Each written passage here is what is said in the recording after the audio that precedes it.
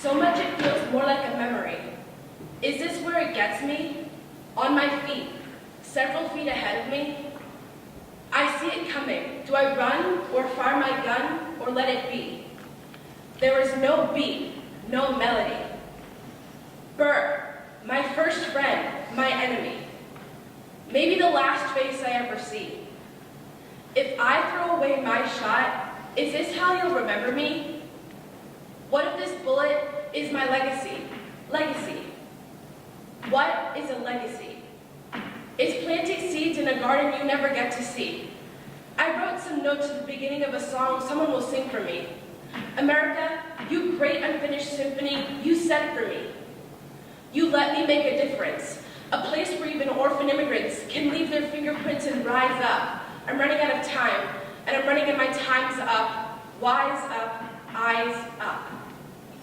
I catch a glimpse of the other side. Lauren sees a soldier's chorus on the other side. My son is on the other side. He's with my mother on the other side. Washington is watching from the other side. Teach me how to say goodbye. Rise up, rise up, rise up, Eliza. My love, take your time. I'll see you on the other side. Raise a glass to freedom. Thank you.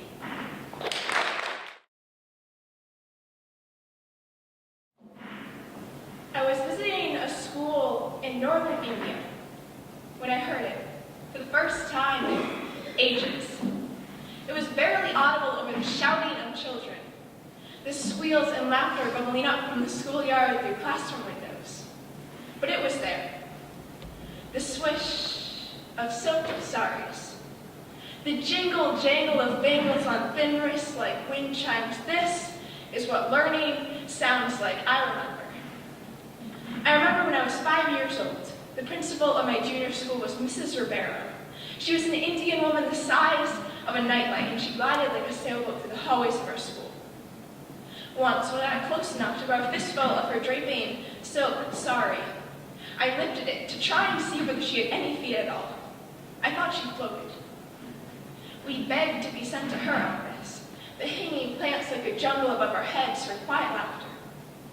Adults needed appointments, but we did not, and even when she was in a grown-up meeting, all it took was a gentle knock on the door, a peek around the corner, and she was off, calling, "Sorry, dear, we'll have to reschedule.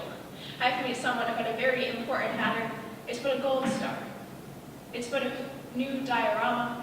It's but a finished reading book, one level higher than last time." She visited every classroom, knew every student by name, spoke to us like we were scholars. Artists, scientists, athletes, musicians, and we were. My world was the size of a crayon box, and it took every color to draw her. Once, on a New York City sidewalk, a group of women in brightly colored saris walked by and someone shouted, "Look, Mom, look at all those principals." My world was the size of a classroom. It was as tall as I could stretch my fingers, calling, pick me if you want to read to Mrs. Ribeiro, pick me if you want to show her what I know."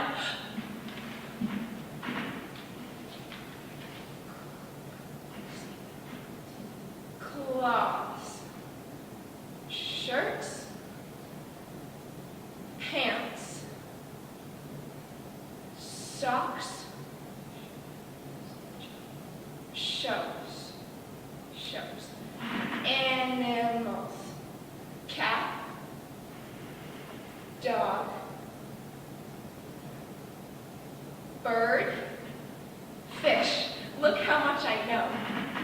She brought us guests, artists, a petting zoo. They said the cages in the parking lot, we were still tucked up in our classrooms, unaware. Rabbits and guinea pigs poked out their noses.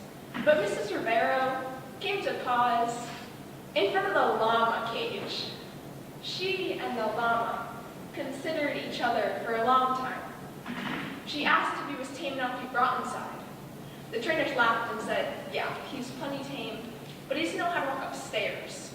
So she led him to the elevator, and when the doors slid open on the second floor, there stood Mrs. Ribeiro in a bright pink sari with gold bangles and a llama on a leash. She floated from classroom to classroom. We stared, cheered, shouted, laughed. We tugged at her sari, asking, Miss, what is that? Where did it come from? She made us wonder. She made us question. She made us proud of what we have learned. Clothes. Shirts, pants, socks, shoes, saris. Animals. Cat, dog, bird, fish, llama. Look how much I've learned. She taught us to share. She taught us to listen to each other when someone else is speaking, and then she let us go. We were dandelion seeds released to the wind. She asked for no return. We are saplings now with gentle hands. The girl with bright pink cheeks and messy hairpins now works in an orphanage in Cameroon. The boy with color-ordered markers now works as a graphic designer in Chicago. The one with the best diorama now an animal activist in Argentina. The girl who loved to read out loud now a poet in California she loves from. So I find myself in front of a classroom. My students tug at my sleeves and ask me, Miss, are all poets this weird? I prayed for patience, prayed for wisdom, to find a way to tame all the peculiar animals of this world, to coax them enough to brave the elevator. Just the doors slide open to my students' big bay mouths, all their wild wonder. They worry about everything. They worry about their grades. They worry about what to write. They worry about who likes whom. They talk over each other until I cannot hear. I tell them, listen. Listen to each other like you know you are scholars, artists, scientists, athletes, musicians, like you know you will be the ones to shape this world. Show me how many colors you know how to draw with. Show me how proud you are of what you have learned. And I promise I will do the same. Thank you.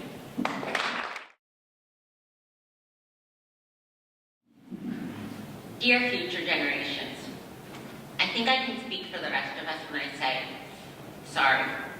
Sorry that we left you our mess of a planet. Sorry that we were too caught up in our own doings to do something. Sorry we listened to people who made excuses to do nothing. I hope you forgive us. We just didn't realize how special the earth was. Like a marriage going wrong, we didn't know what we had until it was gone.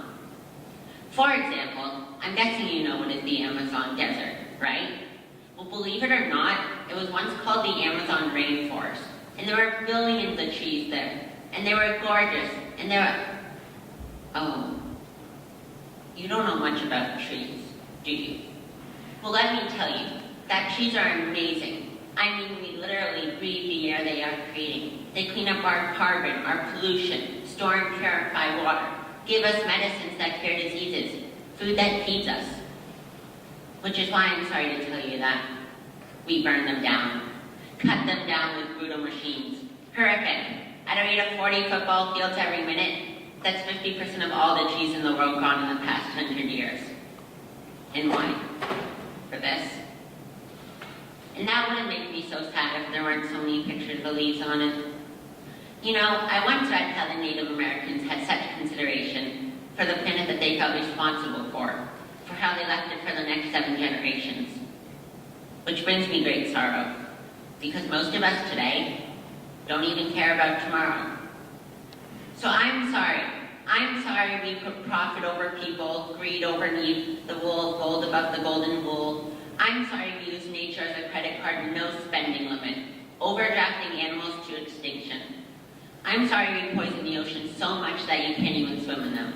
But most of all, I'm sorry about our mindset, because we have the nerve to call this destruction progress. Hey Fox News, if you don't think climate change is a threat, well, I dare you to talk to the thousands of homeless people in Bangladesh whose homes are being washed away beneath their feet due to the rising sea levels. And Sarah Palin, you say that you love the smell of fossil fuels? Well, I urge you to talk to the kids of Beijing who are forced to wear pollution masks just to go to school. You see, the thing about the truth is, it can be denied, not avoided. So I'm sorry, future generations. I'm sorry that our footprint became a sinkhole and not a garden. I'm sorry that we pay so much attention to ISIS and very little to how fast the ice is melting in the Arctic. I'm sorry we doomed you. And I'm sorry we didn't find another planet in time to move to. I'm sorry. You know what? Cut to the beat. I am not sorry. This future I do not accept, because an error does not become a mistake until you refuse to correct it. We can redirect this. How? Well, let me suggest that if a farmer sees a tree that is unhealthy, it doesn't look to the branches to diagnose it. It looks to the roots. So like the farmer, we must look to the roots, not to the branches of the government, not to the politicians run by corporations. We are the root. We are the foundation, this generation. It is up to us to save this planet. It is our only home. We must globally warm our hearts and change the climate of our souls, and realize that we are not apart from nature. We are a part of nature, and to betray nature is to betray us, and to save nature is to save us. Because whatever we are fighting for, racism, poverty, gay rights, feminism, it won't matter in the least. Because if we all don't work together to save this environment, we will all be equally extinct. Sorry.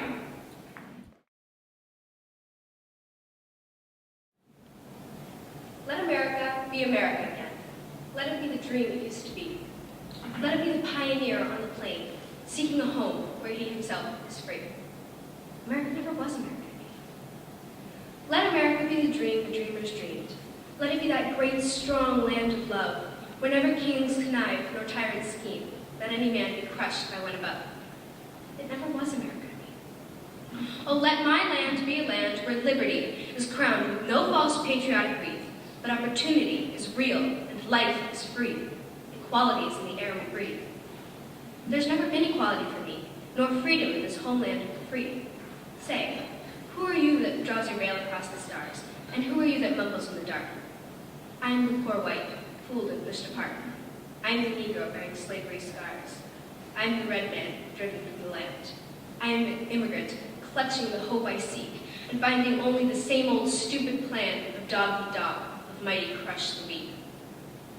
I am the young man, full of strength and hope, tangled in that ancient endless chain of profit, power, gain. Of grab the land, of grab the gold, of grab the ways of satisfying need, of work the men, of take the pay, owning everything for one's own greed. I am the farmer, bondsman to the soil. I am the worker, sold to the machine. I am the Negro, servant to you all. I am the people, humble, hungry, mean. Hungry, yet today, despite the dream. Beaten, yet today. Oh, pioneers, I am the man who never got ahead, the poorest worker bartered through the years. Yet I am the one who dreamt our basic dream. In the old world, while still a serf of kings, who dreamt a dream so strong, so brave, so true, that even yet its mighty daring sings. In every brick and stone, in every furrow turned, that's made America the land it has become. Oh, I am the man who sailed those early seas, in search of what I meant to be my home. For I am the one who left dark Ireland's shore, and Poland's plain, and England's grassy lea, and torn from black Africa's strand I came to build a homeland of the free. The free? Who said the free? Not me. Surely not me. The millions on relief today, the millions shot down when we strike, the millions who have nothing for our pay. For all the dreams we've dreamed, and all the songs we've sung, and all the hopes we've held, and all the flags we've hung, the millions who have nothing for our pay, except a dream that's almost dead today. Oh, let America be America again, the land that never has been yet, and yet must be, the land where every man is free, the land that is mine, the poor man's, the Indians, the Negroes, me. Who made America? Whose sweat and blood? Whose faith and pain? Whose hand at the foundry? Whose plow in the rain? Whose hand at the foundry? Whose plow in the rain must bring back our mighty dream again? Sure, call me an ugly name you choose. The steel of freedom does not stain. From those who like leeches on the people's lives, we must take back our land again. America. Oh yes, I say it plain. America never was America to me, and yet I swear this oath. America will be.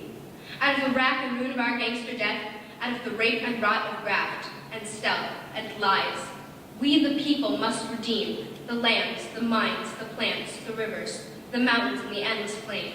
All the stretch of these great green states, and make America again. Thank you.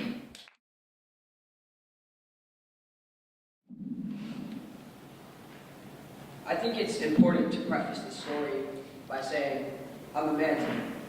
I play football, and I work at a juvenile detention center. I'm like a hybrid between Superman and prison guard.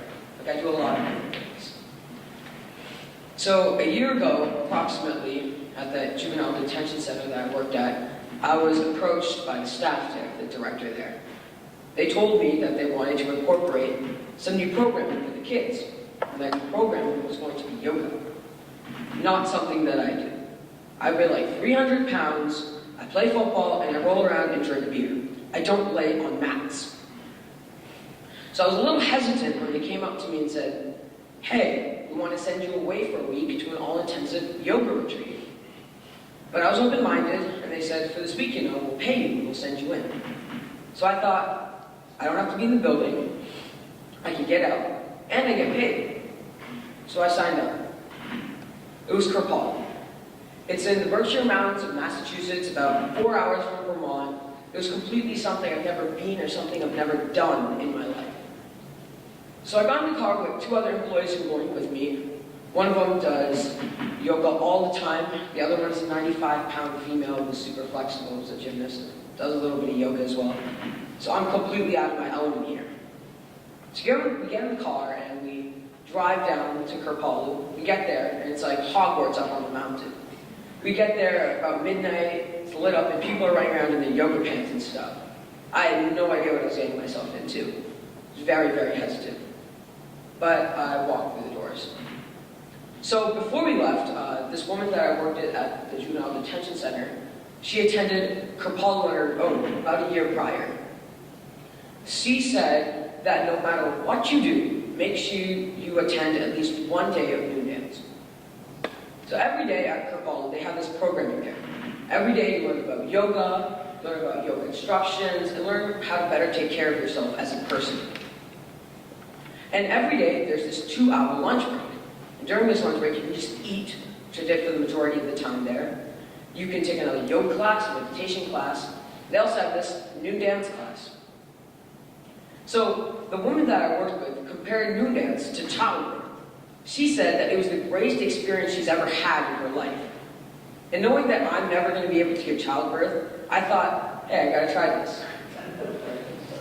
So one day, while the other 2 employees that I came with were taking another yoga class, I got out of my comfort zone and I went to noon dance. I go there and there's about 50 people in this big circle. There's an instructor, she has this headset mic thing and she's controlling the whole thing. She started me off with some basic stretches and you're just floating around, starting about like that. And then she tells you to get on all fours. I'm a little concerned, but I get down there. And then she starts to go through this cat-cow pose. I am as clueless as everyone. I'm just new at this. And then I'm like, cat-cow, cat-cow. I'm struggling a little bit, but I'm getting through it. And then she says, now pretend you're a cat. Look around the room, and maybe there's another cat that catches your eye. And I'm just like, whoa. I'm trying to be super, super still, super quiet. And then this woman, she looks at me. I try not to see her, but I definitely see her. She's got like long red hair and flowing yoga clothes. I was out of my mind. And then our yoga instructor tells us, maybe you start rubbing hips with the person next to you. So she starts crawling over to me on all fours. And I'm just thinking to myself, like, I got a girlfriend at home, I don't know what they do at these hippie retreats, like, help. She crawls over to me, I guess I look pretty inviting, and she puts her hip right alongside mine, and she starts gyrating. She just starts rubbing her hips against mine. And then she starts to purr. I'm out of my mind now. My mind is racing. I have no idea what's going on. And then she asked me, have you tried to purr? And I told her that I didn't think I had it in me. She was so persistent and she just kept gyrating. She just kept rubbing her hips against mine. And I kind of gave up. And eventually I let out this little purr. And honestly, I think it was one of the most freeing things I've ever done in my life. And then I danced my face off for about 1.5 hours. So I think in that moment, I realized that you don't know what you're capable of until you let your guard down a little bit.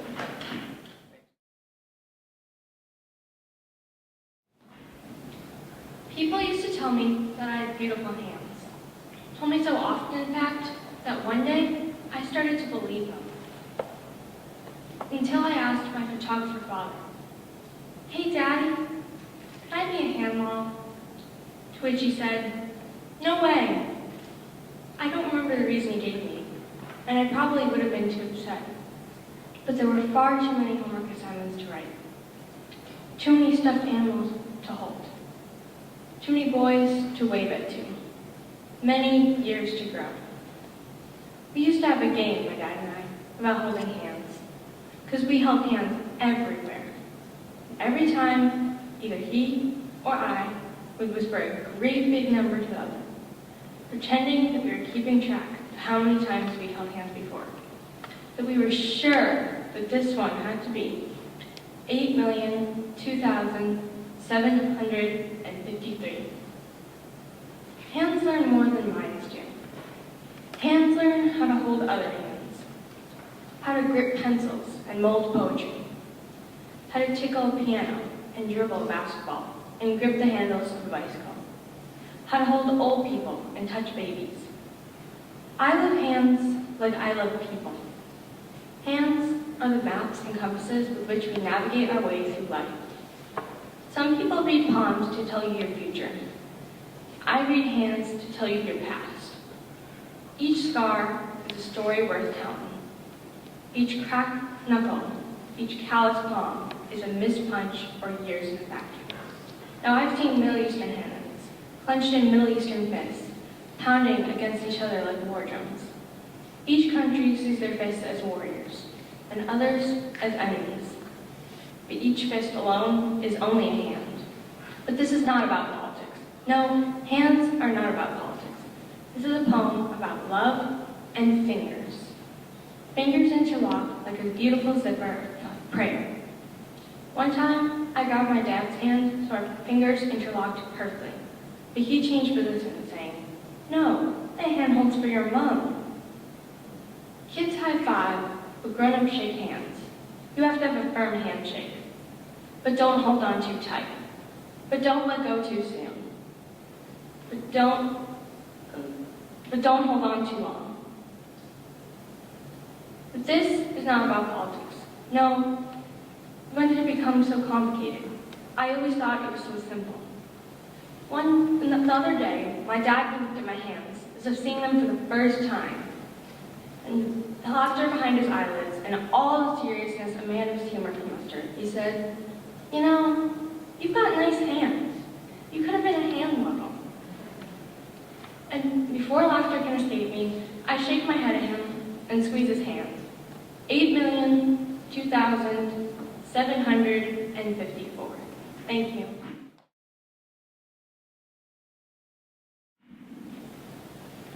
How can another's opinion weaken me, turn me to a victim of indecency, or make me feel less of a woman like I've been stripped of my dignity? How can they be right if I'm not wrong? Moreover, how can I stay strong when I've been tormented for so long, suppressed by a substance of song? If life is a two-way street, then why do I prolong on this one way to a dead end? No one to trust as a friend who won't condescend on me as I descend to my world of pretend, a haven where I refuse to mend, yet still comprehend the vibes that they're send. Now, if this went a little off track, I just want to bring it back. Because a little while ago, I felt under attack. Belittled, small, like I could slip through a crack. I had to hold back when I caught a verbal smack, and I was hurt. These eyes fought tears as I recalled old fears from past years. For a moment, I couldn't see clear or pioneer a thought that might persevere my conscience, commandeer my welfare, the insecurities I hold dear. See, I'm here in this land of opportunity, and if I'm weak, then others are ruining me in my own community, where I deserve immunity from these one-sided, closed-minded opinions, divided and misguided decisions. This is my decided dominion. Don't come in strutting like you're the kingsman. There's a war being fought, deadly weapons the devil brought. Could have me distraught, but I've been brought up and taught to go head on into battle, strap on a saddle, round up the cattle, drop the baby rattle, grab a paddle, and row my own boat. Because others will always laugh and joke and close in glass and smoke, no passion to grow. Well, I'm smashing that hope of blasphemer note, because the slash is my road, and I crash and I croak. So I share what I know, because I care and I grow. And I put it in words, so be aware of the flow. No one else is going to hold the joystick and control me like a video game, because they haven't felt my pain or seen the flames in acid rain when it came and changed the mainframe in my brain. Rearrange this individual who was once sane to one trapped with no residual gain. Let me simply explain. I was strapped to the tracks of an oncoming train, still looking to please me. Well, now it's less important how another soul views me. If I ignore your condescending demeanor, please excuse me. I surrender to a power I will not let refuse me, and he's pretty choosy. So to those who practice and teach ignorance, to those who continue to preach intelligence, I'm sending the word that I will not lay down. I will stand my ground when you come around with that profound sound. See, this is my world. I'm the queen, and I cherish my crown. Thank you.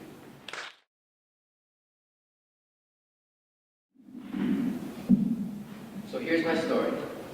9 years old, first time going to summer camp. And before I go, my grandfather gives me a pocket knife. It's practically an antique. Oh yeah, another thing this story has is a 1970s element to it, because it takes place in the 1970s. And so the first thing all of us boys do when we get to camp is we take out our knives and start throwing them at kids, trying to get them to stick the way Daniel Boone did. And since it's in the 1970s, there's nothing unusual about a bunch of young children throwing sharp knives. And I got mine to stick in the floorboard, and it was like, whoa, and it was great. But when I pulled it out, the tip broke off. Anyway, camp goes on, and a few days later, I noticed my knife is missing. I look everywhere for it. I look high, I look low, it's gone. Then one day, I'm walking through camp, and I notice a group of boys throwing knives at a tree. And something tells me that I should go check this out. And sure enough, there's this boy there throwing my knife.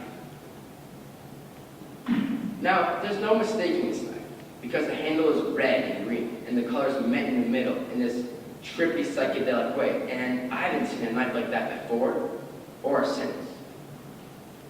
So I walk to this boy. He's a little older, but I go up to him, and I say, "Hey, that's my knife." And he says, "No, it isn't. It's mine." I say, "No, that's my knife. It's my grandfather gave it to me." He says, "No, he didn't. My grandfather gave it to me." And I'm confused all of a sudden. Maybe I should have thought this through before. I mean, I thought he just handed over. The other boy is moving close. And now I'm thinking, is it possible that his grandfather gave him the same exact knife that my grandfather gave me? I mean, is this a thing and I just don't know it?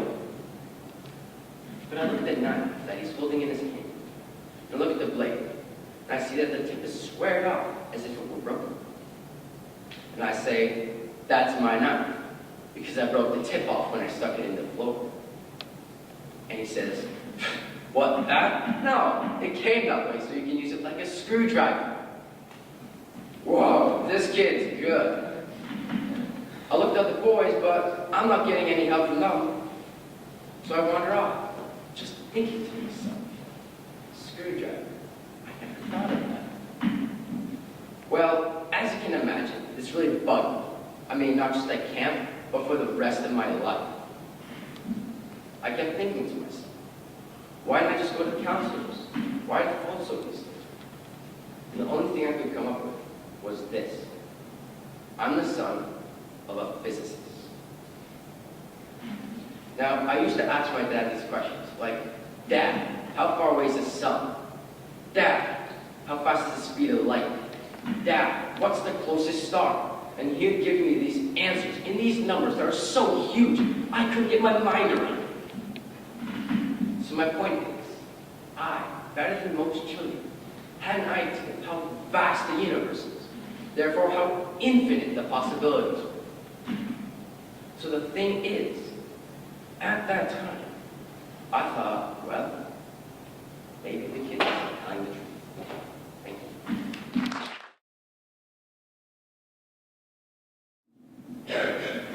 Last Tuesday night, my mother, Jenna, comes into the house. I'm sitting in the living room with my other mom, Kelly. Jenna asks us if we can take a drive with her, so we all get in the car. And as we drive, silence creeps along, like the cracks of a frozen lake. Our hearts begin to thud, slowly, off-beat, and I wonder, and then I know. And I didn't imagine it would end like this. I didn't imagine an ending at all, but if they were going to tell me about the divorce, what a way to do it. I sit in the back seat and think about how lucky we were to have had this family. Their 20 years of marriage, mine 15 with them. I remember all of us driving miles out on the highway until I fell asleep in the back seat. I don't want this life to end. Jenna starts to talk. She tells me that our car is just 13 miles away from reaching 100,000 miles now. I wonder if this is part of the divorce speech or just a distraction. I feel angry. They should just say it. She tells me that the reason we took this ride was so that we could all be there, to reach 100,000 miles, together, as the people who matter in our lives. Slowly, I realize that this isn't a breakup ride or a divorce ride or a separation ride. This is a 100,000-mile ride. We're in the car, and we're driving on a Tuesday night, and we're 99,987 miles in. We stop for onion rings and sundaes, keep driving. 99,993 miles, Stevie Nicks. 99,997 miles, Elton John. And when we reach 99,999 miles, we hold hands, blast Melissa Etheridge, and sing Lucky at the top of our lungs. There are too many reasons my mom's found love in each other's presence. There are too many moments when we are unbreakable. And this moment, we are one. Family. Constructing road as we go, burning bridges behind us, adding mileage like graceful aging. Driving in our car towards moonlight. Thank you.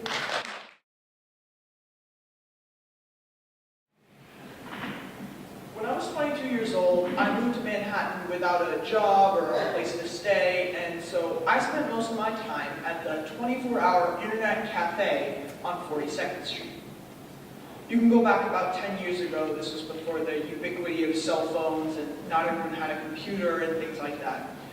And so I spent my days looking for a job, sending out emails, searching websites, and I got a lead one day. I got an email back with this recruiter saying, "Give me a call later on today and we can have a conversation." And I went to get his number and write it down, and I realized that I didn't have a pen with me.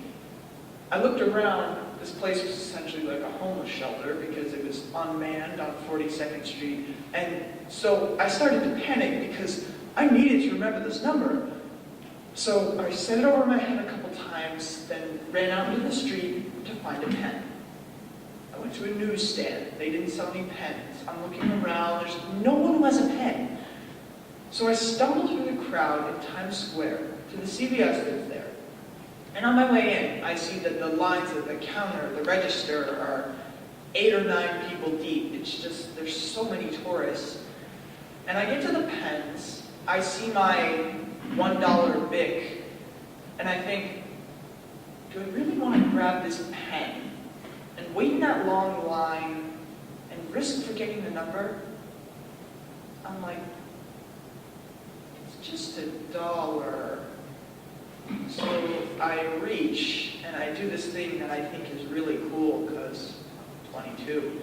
And I flip the pen up into my coat and just walk out like this. I'm just going to steal this pen. And I get to the door, and the security guard there starts front of me, and he is thrilled. I mean, he has me. He's like, "What have you got up in your sleeve there?" Now, this is the first time I'd ever been a criminal. I don't know what you're supposed to do. I gave it up right away. I was like, "I stole a pen. Let me give you $1. I'll give you $2. I'll give you $5. But he's like, "Oh, no, no, no, you're mine." He's thrilled that he's got me. He says, "First of all, want to see how I caught you?" I'm like, "Okay, just playing along, just hoping he'll make this easy." So he pulls me behind his podium and he says, "See here, there's a lot of great technology. I have a joystick here, I can control the camera, see, that's me. I can zoom in on the pens, that's how I got you. And it's pretty thrilling, so you were caught." And I was like, "Can I just go now?" He says, "Oh, no, no, no, I have to process you." So he takes me back into the security lounge. You can imagine how terrible the security lounge in the CVS in Times Square is. And he sits me down and he says, "Now there's a process. I have to take 3 Polaroid photos of you holding up the item you stole. One is going to go in my personal folder. The other is going to go in the store folder.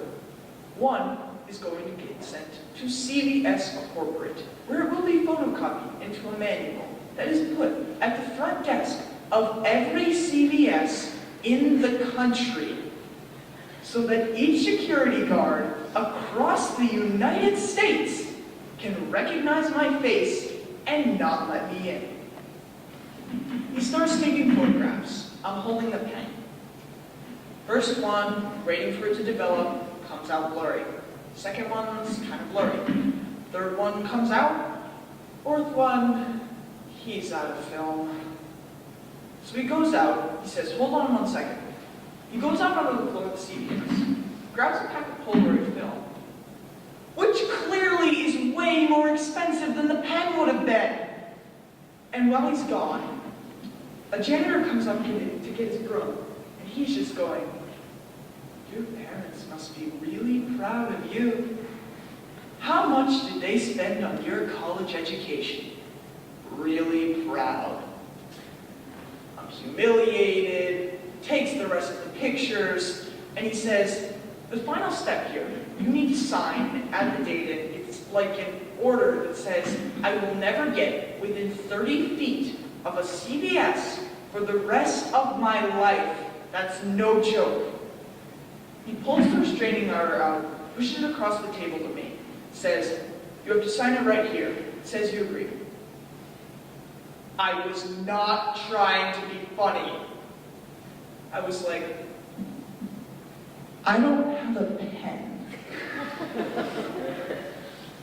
So he opens up the package of the pen I had stolen and recently gotten my picture taken with. He slides it across the table. I fill out the form and just casually, like anyone would do, just put it in my pocket. He asked me if I learned my lesson. I swore I had. And I walked out of that CVS with the pen. Thank you.